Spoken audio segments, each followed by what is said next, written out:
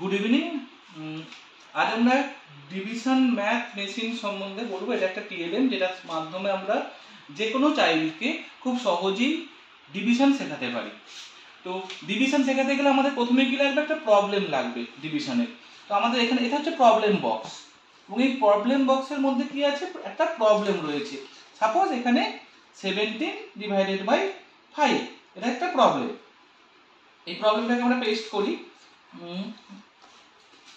ওকে, তো এখানে হচ্ছে 17/5, এটা হচ্ছে একটা প্রবলেম, এবং এটাকে আমাকে কি করতে হবে? এই /5 আমাকে এখানে ডিভিশনটা করতে হবে এবং আমাকে অ্যান্সারটা বার করতে হবে। আমরা কিভাবে করব? এটা একটা এমনই ম্যাথ মেশিন, ডিভিশন মেশিন, যার মাধ্যমে আমরা সহজেই কিন্তু কিভাবে ডিভিশনের আমরা কোশ্চেনটা পাচ্ছি এবং যদি কোনো রিমাইন্ডার থাকে সেটা কিভাবে বেরোচ্ছে সেটাকে সহজেই আমরা প্রত্যেকটা বাচ্চার কাছে ভিজুয়ালাইজ করতে পারি। ঠিক আছে, তাহলে আমরা এখানে ধরে নিচ্ছি 17/5, এখানে 17 হচ্ছে ডিভিডেন্ড এবং 5 হচ্ছে ডিভিশন। সুতরাং আমাকে হচ্ছে এই 17 নাম্বারটাকে 5 জনের মধ্যে বা 5 অবজেক্টসের মধ্যে আমাকে বা 5 পিপলসের মধ্যে আমাকে শেয়ার করতে হবে। It could be anything.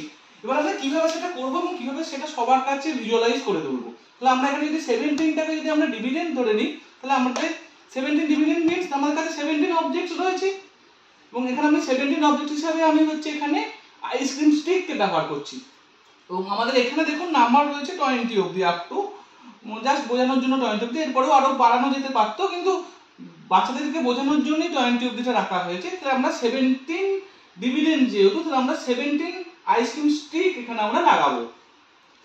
1 2 3 4 5 6 7 8 9 10 11 12 13 14 15 16 17। আমাদের হচ্ছে 17 ডিভিডেন্ড। তো সেটাকে আমি কিভাবে হচ্ছে ডিভাইড করব ডিভিজরের মধ্যে? তাহলে আমাদের এখানে ডিভিজর হচ্ছে 5। তাহলে আমরা 5, এখানে আমাদের নাম 10 অবধি দেওয়া আছে, 10 অবধি আমাদের কাপ রয়েছে, এবং এখানে আমরা 5 অবধি আমরা ডিভিজরকে নেবো। তাহলে আমরা 5 অবধি আমরা এই ডিভিডেন্ডকে ডিভাইড করব। ঠিক আছে, তাহলে আমরা কিভাবে করবো? তাহলে প্রত্যেকটা কাপকে আমরা পরপর একটা একটা করে দিতে থাকবো। 1 2 3 4 5 1 2 3 4 5 again 1 2 3 4 5।